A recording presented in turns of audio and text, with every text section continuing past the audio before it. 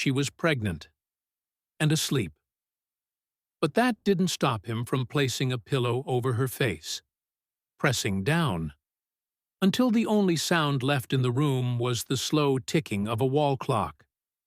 Then he wrapped her body in a bedsheet, slipped a birthday card under her chin, and stuffed her in the trunk of his car like a piece of luggage. By sunrise, he was parked outside another woman's house. "Come see your gift," he said. When she lifted the trunk and saw the corpse, pale, lifeless, she didn't scream. Not at first. She smiled, told him to come inside, said she'd take care of it.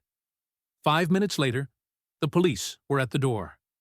And everything, every lie, every theft, every affair, every betrayal, came crashing down like a prayer never meant to be heard.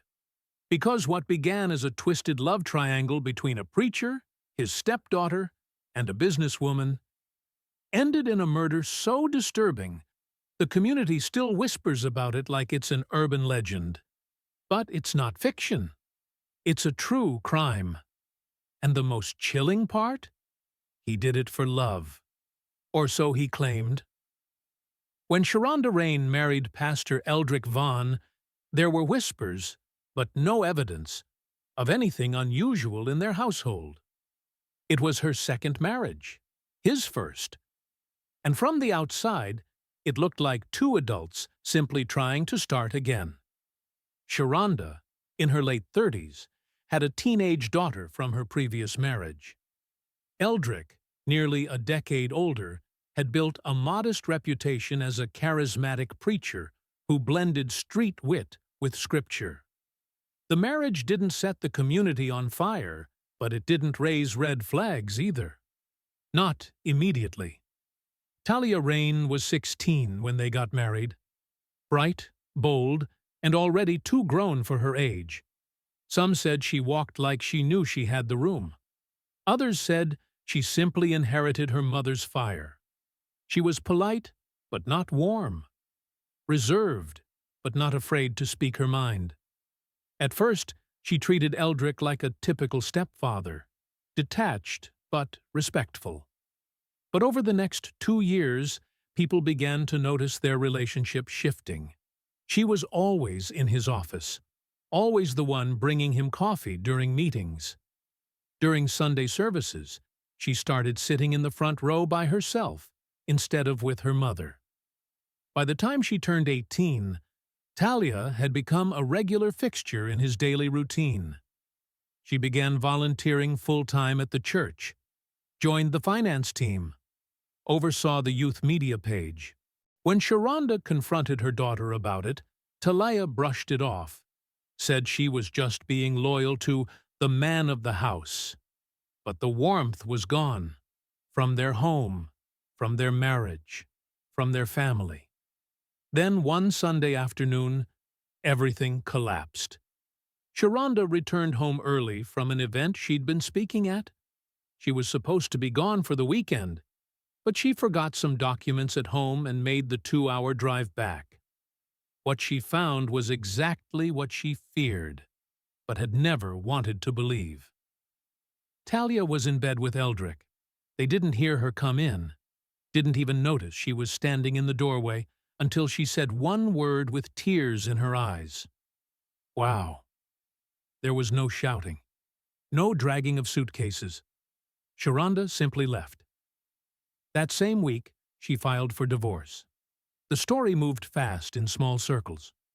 Some members of the church assumed it was infidelity with a random woman. Others assumed Sharonda had lost her mind. Only a handful knew the truth. But it was too grotesque, too shameful to say aloud. So they let it die in whispers. But Talia didn't leave with her mother. She stayed behind, with Eldrick. Within a month, she had taken over Sharonda's bedroom and her seat in church. The two weren't legally married, but they didn't hide their relationship either. They lived like husband and wife. Some church members called for a vote. Some left quietly. But others, especially those who had always idolized Eldrick, stayed. And those who stayed watched the lines blur even more. The girl he had once introduced as "my wife's daughter" was now holding his hand in prayer meetings. By the time the church elders officially asked him to step down, the foundation of the ministry had already begun to crack. But Eldrick didn't walk away in shame. He walked out with Talia beside him, smiling. That smile would haunt the community for years, not because of what it meant in that moment, but because of where it led.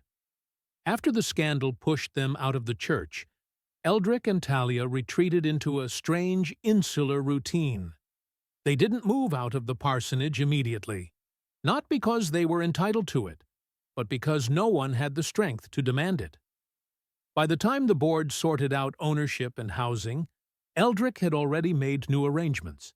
He leased a modest brick duplex in a quiet residential street just west of Baton Rouge. That's where they started over. Or, more truthfully, where the chaos began to mature.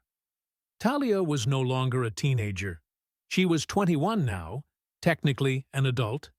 But she was also unemployed, visibly pregnant, and juggling the emotional weight of being someone's stepdaughter and their partner, publicly. Their neighbors didn't ask questions, but they noticed. Some waved. Most didn't. Eldrick, once confident behind the pulpit, now looked smaller in his own skin. His suits were cheaper. His shoes worn out. He picked up side gigs, doing weekday Bible study at a senior center, driving for a local flower shop on weekends, and occasionally officiating small weddings for whoever didn't care about his past. But his real problem wasn't image, it was money. When he was removed from the church, his salary, car allowance, and housing stipend disappeared with it. Worse still, the financial committee discovered he had quietly transferred over $12,000 into a separate account, one that listed Talia Rain as co-owner. Once that evidence surfaced, the church froze all payouts and launched a civil inquiry. That inquiry put Eldrick on the local radar again, not as a preacher, but as a fraud. He denied everything, said it was a misunderstanding, that Talia had full access to the church account for media expenses, but the receipts said otherwise. So did the silence. No one spoke up for him, not even those who once called him spiritual father. The new house became their bunker. Talia rarely went out, except for her prenatal appointments and occasional grocery runs. Eldrick was often gone, chasing gigs and hustling side work that never paid enough. Credit card debt piled up. His old car finally gave out. Talia later picked up work at a strip mall diner during the day and did night shifts at a local laundromat. She moved like someone trying to patch holes in a sinking ship. Her belly grew. So did the distance between them. But Talia wasn't blind. She knew something had shifted. The nights he didn't come home. The scent of a different perfume. The way he turned his phone upside down on the table. She saw it all.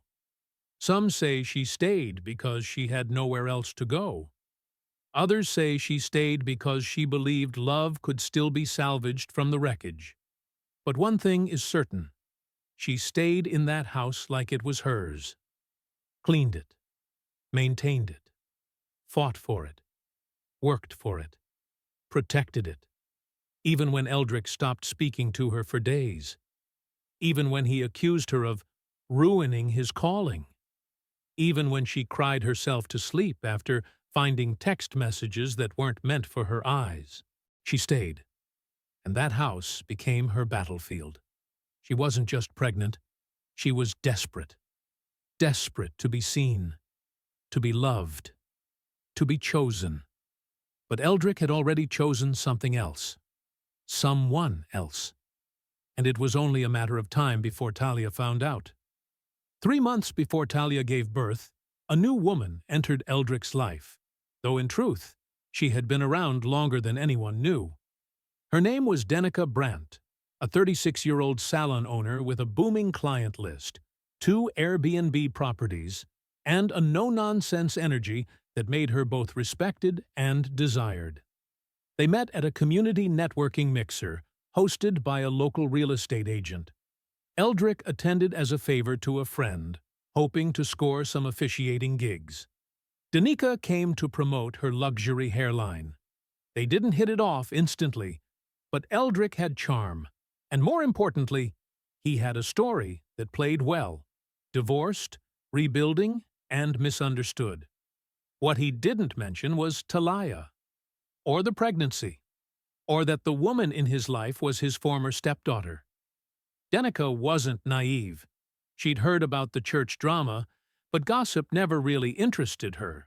She believed in second chances, and Eldrick played that part to perfection. Within weeks, he was spending nights at her condo, fixing small things around her business spaces, driving her to errands, calling her my piece. Danica, unaware of the full truth, began to fall for him. Her friends warned her, not because they knew about Talia, but because Eldrick seemed too smooth for someone with no clear job. But he always had a reason: transitioning careers, writing a book, waiting for a ministry opportunity. And for a while, she believed him. To Eldrick, Danica represented a reset, a woman with money, status, and maturity. She didn't come with emotional weight or confrontation.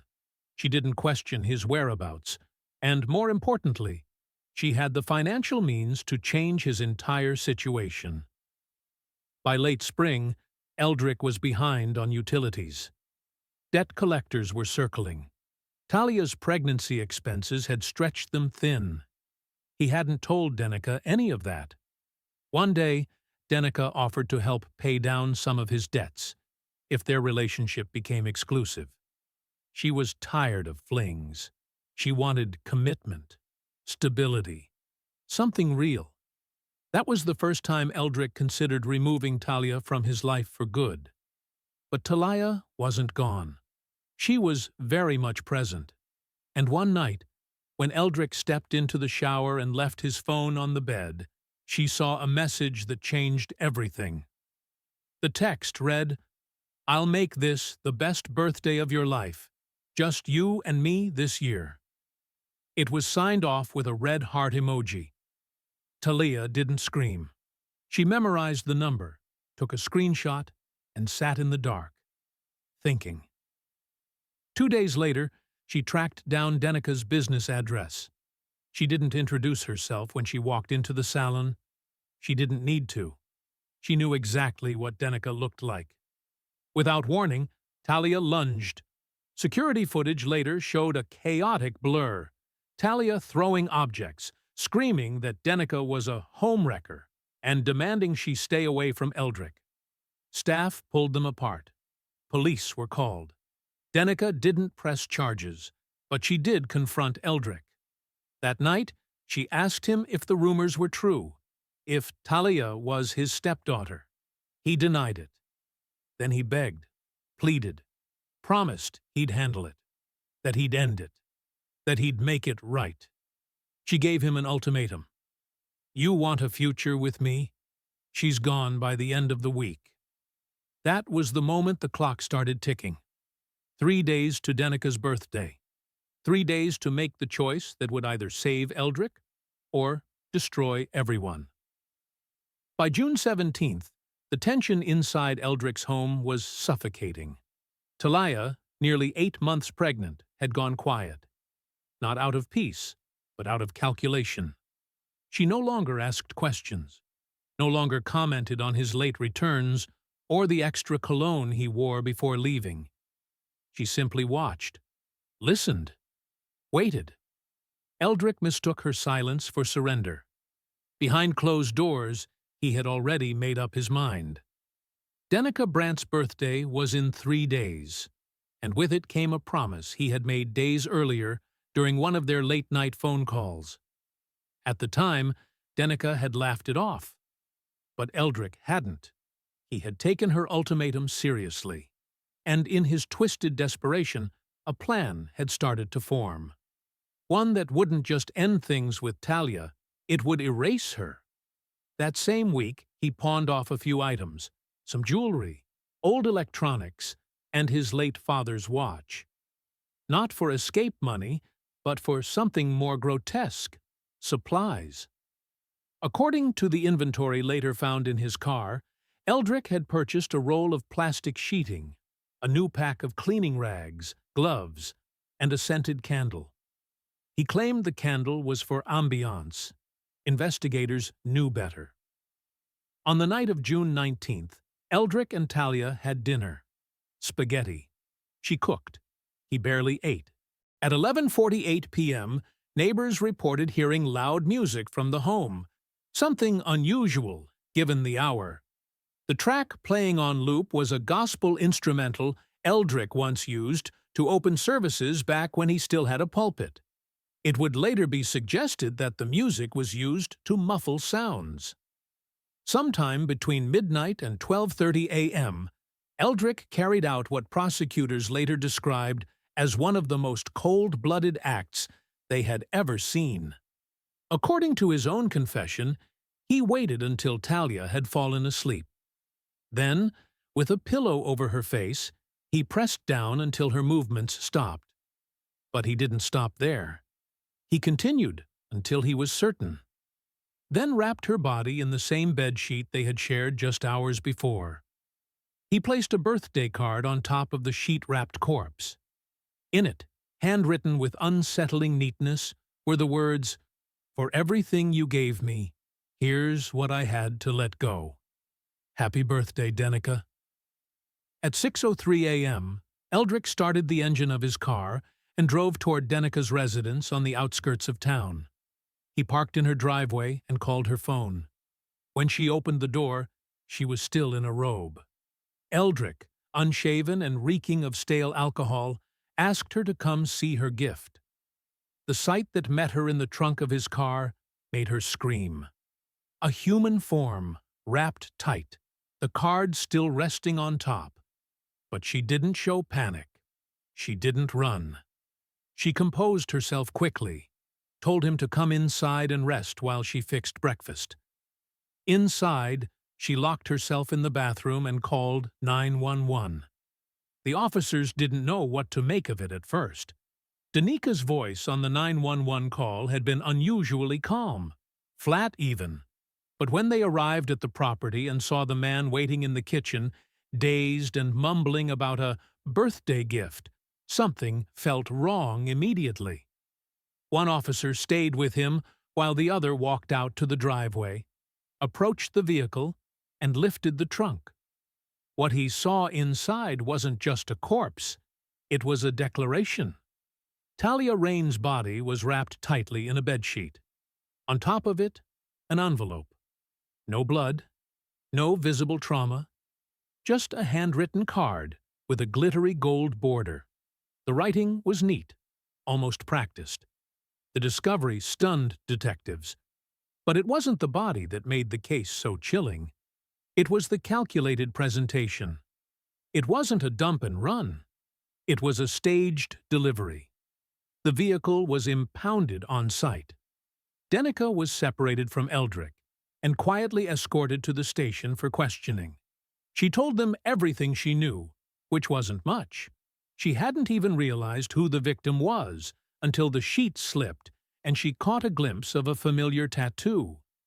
At the house Eldrick shared with Talia, officers found the bed stripped, a mattress flipped against the wall, and an overwhelming smell of lavender bleach in the air. The floor had been mopped, but it was uneven. Forensics flagged trace blood particles near the base of the headboard and on the doorknob leading out to the garage. Inside the washing machine, they found soaked rags, a pair of latex gloves, and the same glittery wrapping paper that matched the birthday card. Outside, a neighbor reported hearing loud gospel music playing between midnight and 1 a.m., something they described as out of place for a man who hadn't held a pulpit in years. The working theory began to form. Eldrick had staged a goodbye. Police retrieved his phone and pulled up recent searches. One stood out, time-stamped just days earlier. Can a pregnant woman be cremated with the baby inside? That same night, detectives secured surveillance footage from the convenience store 3 blocks from Eldrick's home. At 2:41 a.m., he had purchased a bottle of whiskey and a single rose. The receipt was still in his pocket when police arrived at Denica's home. At 3:15 a.m., another camera captured him returning home. Unsteady, but not in panic. The calmness was consistent. Too consistent. By 6:05 a.m., the card had been placed, the sheet tucked just right, and the engine was already warm by the time he pulled into Denica's driveway. The scene wasn't an act of rage, it was theater. Denica, now aware that she had been used as the final audience for Eldrick's breakdown, began to grasp the scale of what had happened. She didn't know the woman wrapped in that trunk was 8 months pregnant, or that the man she had spent the past few months falling for had killed his stepdaughter. When detectives told her, Denica turned pale and vomited into a trash bin in the interrogation room. She was never charged, but her life would never be the same. As investigators closed the scene and coroner staff arrived to transport the body, one officer glanced back at the trunk before it closed. The envelope still sat on top, untouched, a glittering, silent reminder of a man who thought murder was a gift. And for the first time in hours, the room fell completely quiet. When the news reached Sharonda Rain, she didn't scream. She collapsed. The officers had been instructed to inform her in person, out of respect. But when she opened the door to see 2 unfamiliar uniforms, her heart already knew. What she didn't know, what no mother imagines, was that the call wasn't about a car accident, a robbery gone wrong, or a medical emergency. It was about her daughter's body, wrapped like a gift, delivered to another woman. Sharonda had always feared something like this, though not in this form. From the moment she walked out of that marriage and left her daughter behind, she'd lived with the quiet ache of uncertainty. Not because she didn't trust her daughter, but because she knew the man she'd married. She'd seen it, felt it, the blurred lines, the strange silences, the way Talia had changed near the end. Her daughter had once been soft and imaginative, always journaling and building mood boards for events she wanted to organize. But by the final year, she had become possessive, secretive, and defensive, especially when it came to Eldrick. Sharonda's phone calls were rarely returned, and when they were, they turned into arguments. She remembered one clearly when she had begged Talia to move out. "You're jealous, Mama. That's all this is." She never forgot that line. Even after Sharonda moved 3 states away to rebuild her life, she tried. Birthdays, holidays, random check-ins. But there was always a wall. Her daughter's voice had grown distant, like someone who didn't want to be heard. Now it made sense. When investigators showed her the forensic report, Sharonda broke down. The child was pregnant. 8 months. Talia had never told her. Not once. No ultrasound photos. No baby shower invites. Just silence. The autopsy results were even more crushing. There were no defensive wounds, no bruises on her arms. The only trauma came from the smothering and the forceful pressure to her neck. She had been asleep when it started, and helpless by the time it ended. It wasn't just murder. It was a betrayal of peace. Investigators also walked Sharonda through the digital trail, how Eldrick had deleted messages, how he had cleared recent browser activity. But one thing stood out. In a forgotten app folder, a voice memo had been backed up without his knowledge. It was Talia. "If anything happens to me, I need people to know I stayed because I thought he'd change. Because I thought love was enough. But love doesn't make you lie." Love doesn't make you erase people. If you're hearing this, something went wrong. That audio, time-stamped 6 weeks before her death, became a cornerstone of the case. Prosecutors labeled the crime as premeditated, deeply malicious, and exploitative. The fact that Eldrick had been her stepfather only compounded the moral decay. But even more damning was what the investigators found in his emails, drafts of wedding vows meant for Denica, with titles like A Second Chance and Love Beyond Shame. In one, he wrote, "This time, I'm ready. The past is buried." Literally. It wasn't sent, but it didn't need to be. When presented in court, the room gasped. Back home, Sharonda couldn't bring herself to clean out her daughter's things. Her old notebook still sat in a box, filled with plans for a future that never came. The crib they had bought together during a brief reconciliation was still folded in her garage, unused. And the worst part? Sharonda couldn't shake the feeling that she had abandoned her child, that walking away from that house all those years ago had sealed a fate she never intended. She knew it wasn't her fault. She repeated it to herself, but the ache remained. When asked if she would testify at trial, she only said, "I'm not here for punishment. I'm here so they remember her name." Eldrick Vaughn sat in the sterile interrogation room, the same one where he had once counseled parishioners. Now, the table separated him from the officers, and the only sound was the hum of fluorescent lights. His hands rested on the laminate surface, wrists still bearing faint bruises from the handcuffs. Detectives opened a file and slid it across the table. It contained the trunk card, forensic reports, and snippets of the voice memo from Talia. Eldrick's eyes flicked to each document, then settled on the card. His own handwriting stared back. An unshakable confession. They began with questions about Denica Brandt, the birthday present recipient. He answered calmly. Too calmly. When detectives asked about Talia's disappearance, the calm cracked. Eldrick swallowed. He leaned forward. He spoke of betrayal, of being torn between duty and desire. He revealed that Talia had threatened Denica, accusing her of stealing the man Talia claimed as her husband. He said the words, "clean up," echoed in his mind, until there was only one solution. When asked to walk them through the night of the murder, Eldrick recited every step. He had chosen the pillow because it made no noise. He had timed the music to mask sounds. He had used the new bedsheet, one he bought expressly for that night, to avoid staining the familiar linens. He had wiped surfaces with bleach, but deliberately left traces on the doorknob, knowing forensic lights would find them. He had bundled Talia's body and placed the card, believing the symbolism would communicate his twisted rationale. Detectives paused the recording and watched Eldrick closely. "You think this was justice?" she asked.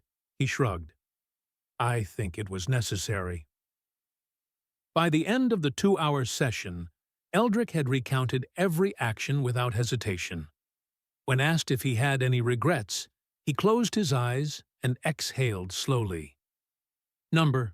Because if I hadn't done it, He stopped and looked up, as though searching for the right word. "I wouldn't be alive." The recording ended. Officers left him alone to contemplate. The confession tape would become Exhibit A at trial. A blow-by-blow admission, narrated without remorse. The trial of Eldrick Vaughn began just 3 months after his arrest. Church members who once swore by his teachings now sat in courtroom pews, silent, watching the man they once called Shepherd stand trial for murder. The courtroom itself was tense. At the prosecution's table sat a lineup of detectives, analysts, and forensic specialists. Eldrick's defense team opted against a full insanity plea, but leaned heavily on emotional duress, claiming he had been manipulated, abandoned, and cornered by financial and emotional collapse. But no argument could neutralize what the evidence showed. The prosecution began by reconstructing Eldrick's timeline using digital footprints. Then came the voice recording, the one found on Talia's phone. In a message she had recorded weeks before her death. The jury listened to it in silence. Danica Brandt was called to the stand. Her testimony was restrained, but damning.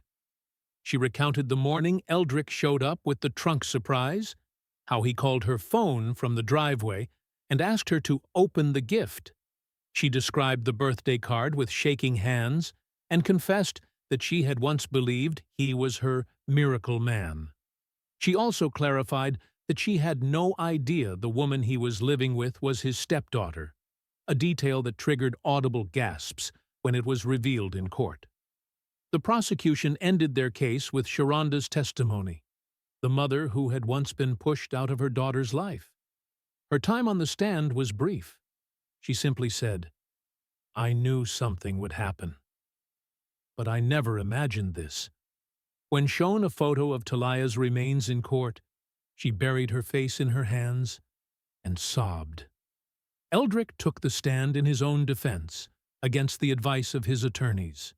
He spoke calmly, never raising his voice. He admitted to killing Talia, but claimed he snapped under pressure.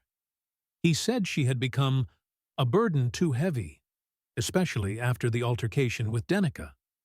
He denied ever planning to kill her for Danica's sake. "I just needed silence," he said. "I needed air to breathe." The cross-examination tore through that narrative. The prosecutor asked, "Is that why you smothered her with a pillow, then strangled her to be sure? Is that your idea of catching your breath?" Eldrick stared, unmoving. After 2 weeks, closing arguments were made.